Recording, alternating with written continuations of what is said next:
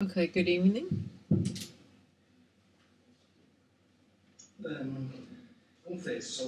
I have to confess that when Sylvia asked me to present a work that I've done and a reference work, I was a bit embarrassed.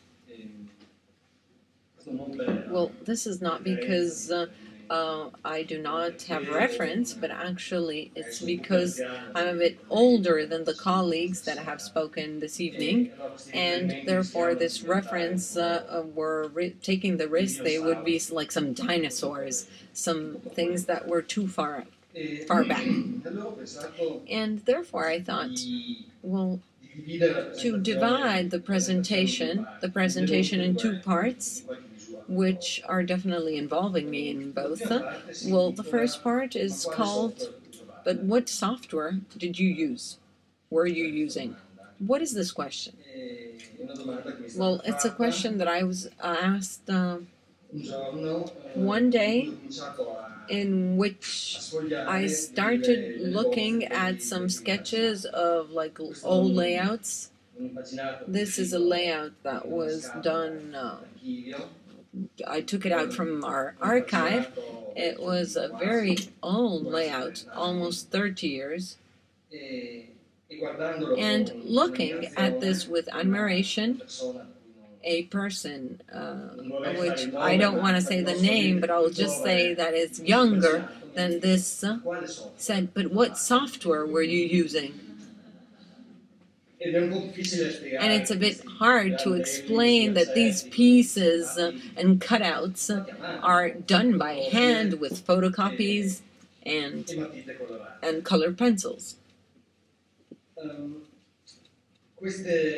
Well, these layouts are the executives for several catalogs for different exhibitions. Some exhibitions on the city of Trieste, organized in Paris, but they were 5 exhibitions plus congresses, events, manifestations, events of various kinds, for which Massimo Vignelli has had the art direction, was in charge of the art direction.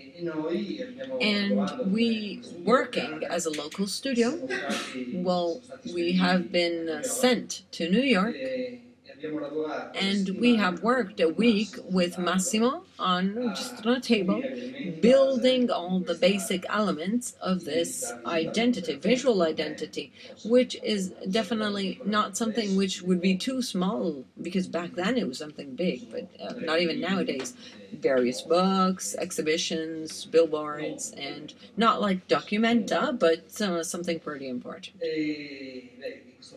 Well, of this period, I mean, I remember I was there sitting at the table, around the table with Massimo, and the terrible air conditioning. Well, we were working on the prototype of the famous design table, the office that he designed. It was a prototype back then, and it was a metal sheet that at the beginning of the day it was okay. At the evening, I mean, it was ice. It was so cold.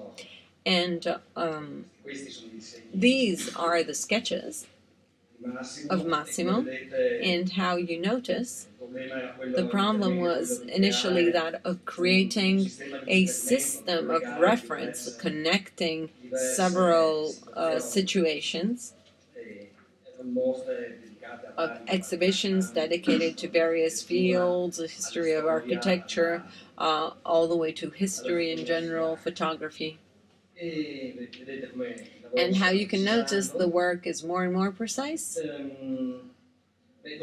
Well, after a week, we left with several tracing papers all drawn, and it was my partner and friend Paolo Vetta. Well, we came back with these stack of tracing paper and a photographic executive of a T. In Dido, which was coming from a photo composition from a service. that had been described as one of the best photo compositions in New York. And I knew just very many years after that in reality it was the composing room, which is like a myth of the composition of typography in the States. Well, we were back home and we spent time in putting together executives always with means which were just sketches and drafts that were, of course, photocopies, pencils, colored pencils, and trying to put together these notes to build like a summary of all this and a guiding line for the catalogs, to draw graphic grids with the ruler, and presenting various examples and specimens, trying to build some guidelines, and of course going through very many corrections. Well, at the end the catalogs were published, and I must say that Massimo was so incredible that he never said, and he always demonstrated a great love, and he definitely sustained and followed us up as a great master. Well, the characters and the fonts here are Century, Helvetica, just like a bit of Helvetica condensed,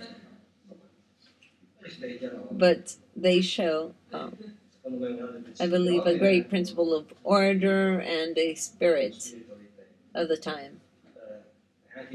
And it's also in this catalog dedicated more to the city and to the problems of layout, well, are mitigated by the beauty of the materials and the historical materials. So, what I still like to remember, because of course, well, it's good to remember all this, I believe, is that this work done between Trieste, Milano, Paris, and New York has been done in a period where not only there was no internet and emails, but there was no telefax. There was the telex, which was like a telegram, like written text in just capital letters, nothing more. The second is a work, a project, which is more recent, and the title of this part is A Book, Not a Catalog. Well, Francesco knows exactly what this sentence refers to. Well, this sentence is the first that a designer listens when he has to listen to what a client wants when he wants a catalog. He says, I want a book, not a catalog. What is there beyond this sentence? This comes from some very important people, like clients, which are super important. What goes beyond the sentence? Well, beyond the sentence, there is a meaning, which is the difference between the catalog seen as an object linked to a specific occasion, to a moment, and addressed to lose its function and its importance with time, just contraposed to the book that will last forever and for eternity, rich of original content and that cannot be lost in any way. And therefore, okay, fine, let's draw this book, let's design this book. Well, actually, the two books that I will show you are catalogs designed for Punta della Dogana of Venezia and for Palazzo Grassi in Venice.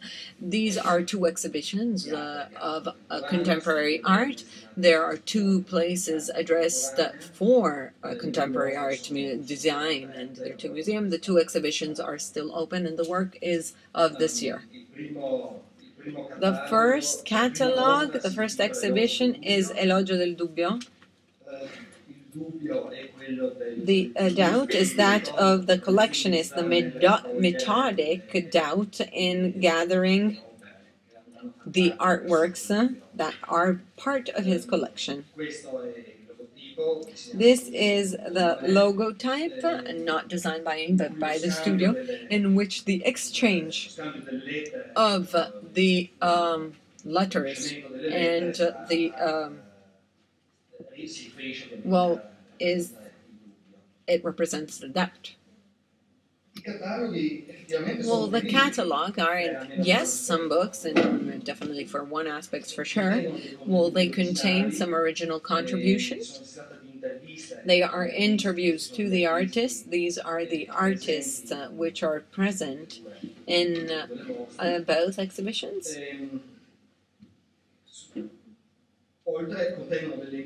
And they contain some interviews besides the reproduction of the artworks and the installations that are on show. Well, the choice of the curator was that of presenting the artists in alphabetical order. And therefore, we started working on various hypotheses, definitely very challenging and fascinating and improbable, of different kinds of binding, different kinds of marking, like laser mark, of the various pages. For several reasons, technical as well, technical, editorial. These choices were not possible, but at the end,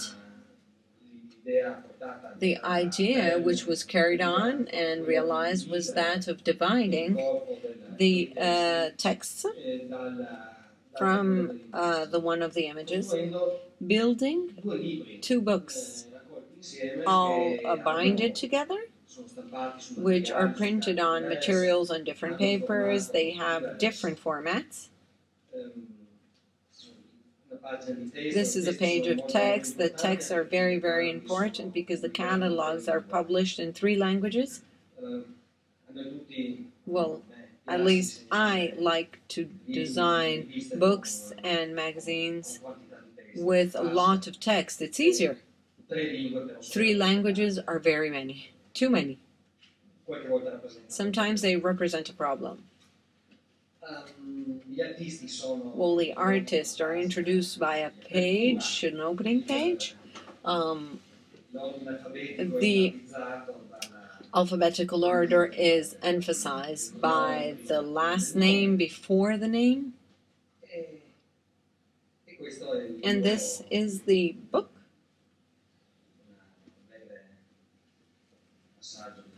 The book. Some parts of the logotype are used to mark the marking between the various texts, because the presence of text in one after the other, well, of course you need to have some inventions, some creative thoughts. You need to solve some issues which are essentially, those are good typography, good composition, in order to emphasize the detachment between one and the other. 30 artists in the first. Then there is the one that has in the interview just answers yes and no, and rather the one who never finishes, the one who doesn't want to do an interview.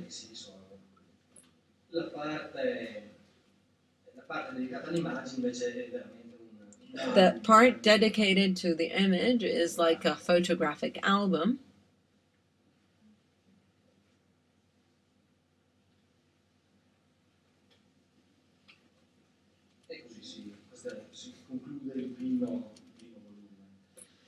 This is the first book.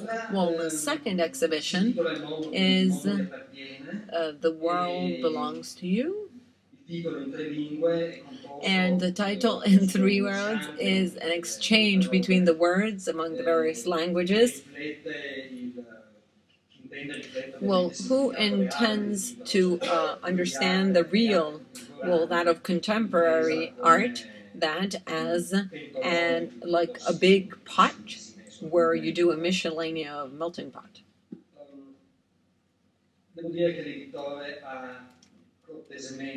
The editor said not to go through a path of that of the first volume, but then he said, okay, we want other solutions. Therefore, we have maintained the separation between text and image, and the volume is printed on a very light paper. It is a just perfect binding, which is opened by 4 cover pages, one on top of the other, which are showing the 4 variations of the logotype.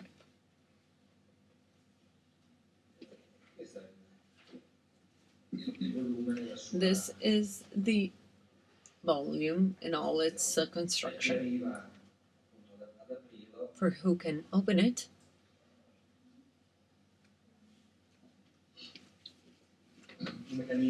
the mechanism is similar with just small variations in terms of typographical variations. We have aimed on the use of very light paper, and therefore working on a sort of like, it looks like yellow pages in some way. That was and the different nature of the catalog emerges in the part of images, which is definitely more dense, more rich, and it portrays the initial structure. I just finished with 2 images of the exhibition design in Palazzo Grani, Johanna Vasconcelos, and with Ho Chi Minh and the President Mao. The book finishes. I have finished as well. Thank you very much.